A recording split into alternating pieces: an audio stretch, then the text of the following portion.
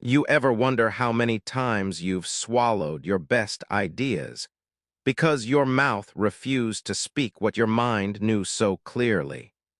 You stand in a meeting, you nod, you smile, you say a few safe words, but inside you're screaming all the things you wish you said out loud. You watch someone with half your talent take the spotlight simply because they dare to speak while you stay silent, telling yourself next time you'll find the right words, next time you'll sound smarter, next time you'll open your mouth and people will actually listen. But that next time never comes, does it?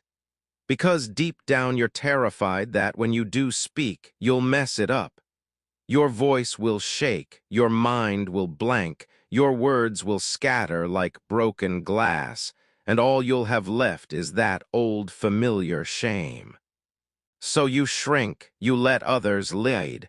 You wonder if maybe you're just not born to be the one they listen to. But what if I told you the difference between you and the person who commands the room isn't talent, it's technique? What if there's a hidden psychology, a blueprint smart people use every time they open their mouths, a way to make your words land so sharply they cut through the noise and stick in people's minds long after you've left the room? Because there is. And you're about to unlock it. You sit there replaying moments you wish you could rewrite. The presentation where your mind froze halfway through a sentence. The interview where you stumbled over simple words while your heart pounded so loud you couldn't hear yourself think. The conversation with your boss where you nodded yes when every bone in your body wanted to say no. The truth is you're not alone. Millions of people walk through life brilliant on paper, but invisible in rooms that matter because their words betray their potential. You know exactly what I'm talking about. You know you're smart enough, you know your ideas are good enough, but somehow when it's time to speak, something slips. You ramble, you rush, you shrink. You watch people's eyes glaze over while you fight to hold their attention for just 10 more seconds. And then you walk away beating yourself up for not saying what you meant, not sounding how you wanted, not showing who you really are. You scroll online looking for hacks, tips. Maybe if you memorize the perfect script or copy someone else's style, you'll finally find your voice. But no matter how many lines you rehearse in your head, the moment comes and it all unravels again. So you settle for letting others talk over you. Take credit for what you know deep down you could do better. All because your mouth won't deliver what your mind is desperate to share. And in the quiet moments when no one's around, you ask yourself why it feels so hard to do something so simple. Just say what you mean in a way that people feel, trust, and remember. You wonder why your talent gets overshadowed by people who don't even know half of what you do.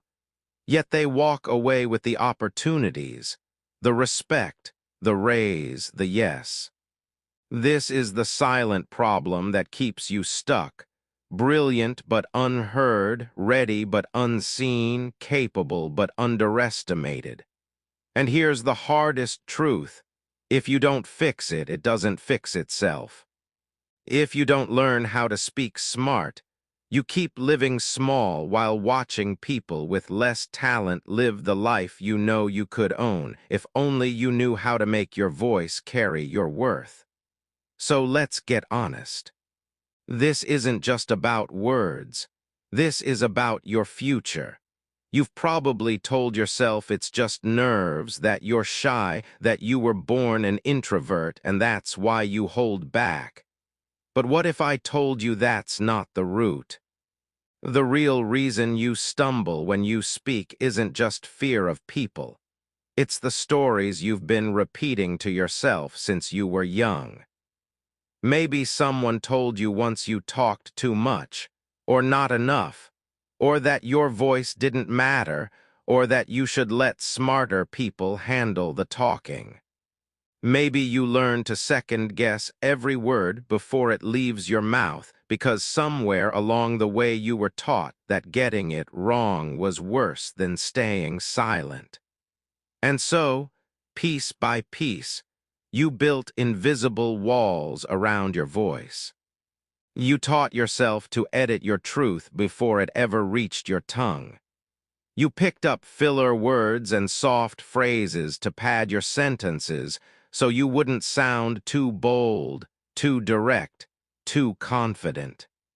You buried your best ideas under layers of safe words that made you sound agreeable but forgettable.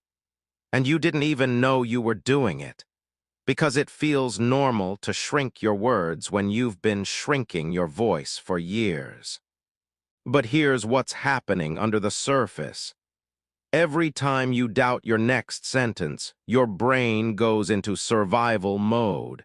It hijacks your clarity with second guesses. It floods you with hesitation. Your mouth rushes to fill the gaps with ums, likes, maybes, noise that hides your meaning. The people listening feel that uncertainty even if they can't name it. They trust you a little less, lean in a little less, remember you a little less. Over time, that costs you more than missed conversations. It costs you respect, promotions, opportunities you never even knew were yours for the taking if only you spoken up with calm certainty instead of letting your mind sabotage your mouth. And it's not just about the words. It's the posture you take on when you speak, the eye contact you avoid, the tone that trails off at the end of a sentence like you're asking permission instead of claiming your space. It's your whole body agreeing with your hidden belief that maybe your voice doesn't matter enough to hold steady. But the truth is this: your brain is wired to protect you from rejection, not to help you speak powerfully. If you don't rewire that instinct, it will run the show every time you open your mouth. You'll keep playing small, staying safe, telling yourself next time you'll be brave, never realizing that courage isn't the problem. Clarity is. Because when you understand how your mind sabotages your message, you can finally break the cycle. You can speak like the genius you are, not the shadow you've been taught to be. And that starts right here. So how do you break it? How do you turn the switch from overthinking every word to speaking so clear, so sharp, so grounded that people have no choice but to listen? It starts with dropping the idea that you need to fake anything. You don't need a bigger vocabulary to sound like a genius. You don't need to force an accent, mimic someone else's style, or memorize stiff lines you'll forget the second your palms get sweaty. What you need is a handful of practical shifts you can use every single day until they become as natural as breathing. First, slow down. Most people lose trust the moment they rush. Your ideas are good enough to breathe between sentences. Every pause you take is power. When you speak slower than you think you should, your words hit harder because the brain on the other side finally has space to catch them. Second, get brutal with your filler words. Cut the likes, ums, you knows, maybes, kinda, replace them with clean silence. At first, it'll feel awkward, like the pause is screaming, but watch what happens. People lean in. They respect your control. They wait for your next word instead of tuning you out. Third, anchor your sentences. Too many people float their point like a question voice rising at the end, begging for permission. Drop your tone down to close a statement. I think we could maybe do it. Becomes here S what I recommend.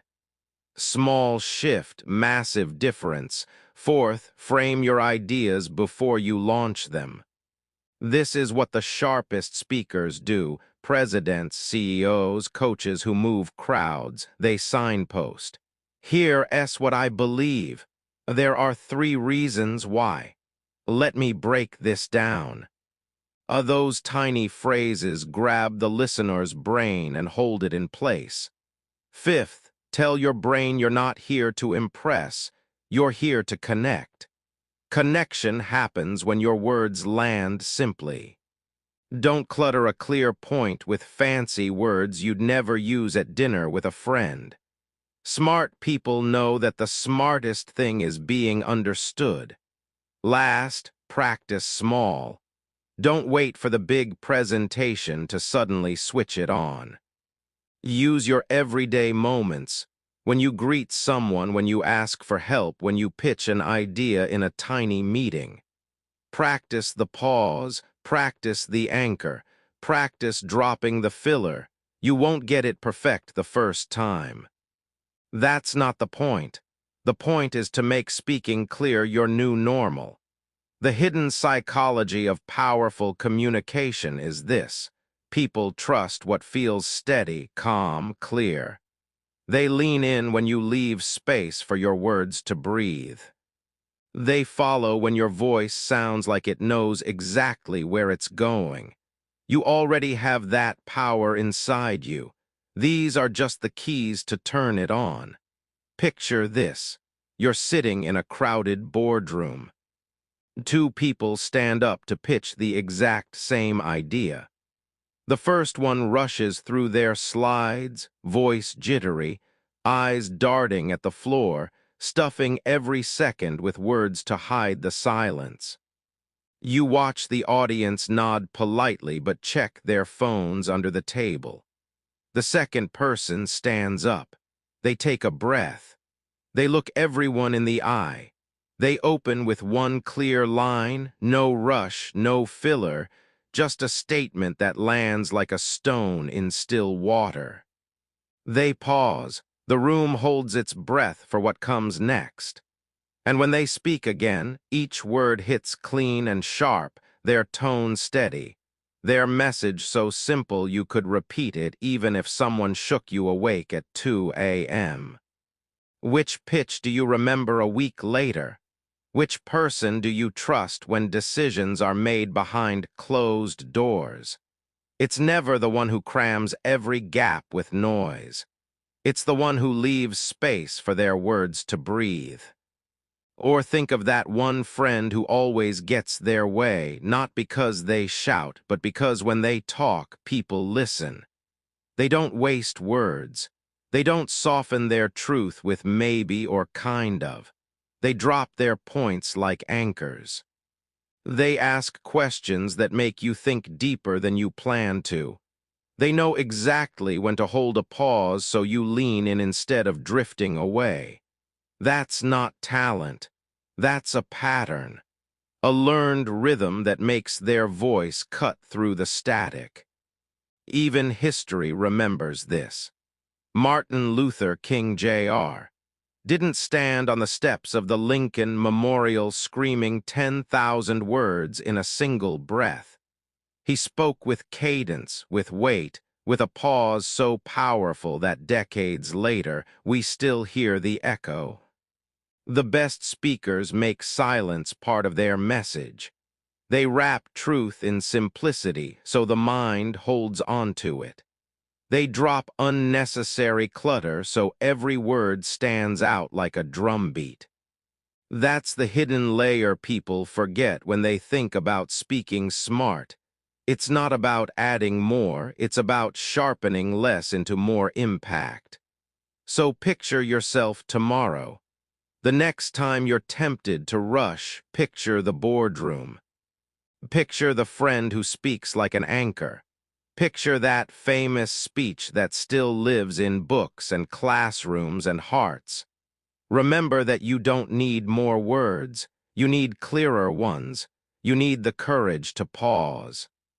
You need the discipline to say just enough and trust that your silence says the rest. Because when you speak like that, your voice doesn't just fill the room, it shapes it. Now think about this moment right now, just you and this voice in your ear, reminding you that you don't have to stay stuck in the loop of regret. You don't have to keep replaying the same tired story where you walk away wishing you de-spoken braver, clearer, stronger. This isn't just another motivational whisper you'll forget when you wake up tomorrow. This is your cue to decide who you want to be the next time your mouth opens in a room that matters. Because you don't need permission to speak like a genius. You just need the courage to act on what you already know. So here's my challenge for you. The next time you're about to answer a question, share an idea, ask for what you need, pause for one breath. Feel your feet on the ground. Drop the filler word that wants to creep in. End your sentence like you mean it. Let one small moment be your test, and then another, and another. Use your phone to record yourself for 30 seconds. Listen to how you sound when you rush versus when you breathe. Talk to your reflection like you're pitching yourself the biggest idea of your life. Notice your tone, your eyes, your shoulders. Ask yourself, if I spoke to the world like this every day, what doors would open? Because that version of you is not imaginary. It's you. Without the noise, without the edits, without the old fears stuck in your throat. You have something people need to hear, so don't waste it. Don't leave it locked in your head for someone else braver to say first. Speak the sentence you've been rehearsing in your mind for years. Tell the story that scares you because it's real. Ask for what you actually want instead of hinting and hoping they'll read your mind. If you need a sign, let this be it. You don't get better by reading about it. You get better by doing it. Tiny practice every day until your voice feels like yours again, unfiltered, confident, impossible to ignore. Start today. Speak one line clearer than you did yesterday. Tomorrow, speak two. In a week, you won't even recognize the silence that used to hold you back. In a month, people will lean in when you open your mouth. And in a year, you'll stand exactly where you always knew you could, if only you distrusted the power that was already yours. One day not so far from now, you'll look back at this moment and realize it was never really about learning how to sound smarter. It was about finally believing that your words deserve to be heard exactly as they are. Picture that future you for a second, the one who walks into rooms you once thought were too big for you, the one whose calm voice cuts through noise without ever needing to shout, the one who says what they mean the first time without apology, without softening truth to make others comfortable. The one who stands on stages or sits at kitchen tables or leans across cafe counters and owns every single syllable because they know their words carry weight, because they made a promise to never swallow what matters again. That version of you is waiting. They're not perfect, they're real. They don't need a flawless script. They don't fear the occasional stumble. They know the pause is part of the power. They know the silence is not empty but charged with presence. And they know that every time they open their mouth, they're shaping the world around them, one honest line at a time. So if you've been searching for a sign that it's your turn to step forward, to take back the mic you've handed to everyone else's opinion for far too long, this is it. It starts not tomorrow, not someday when you feel more ready, but right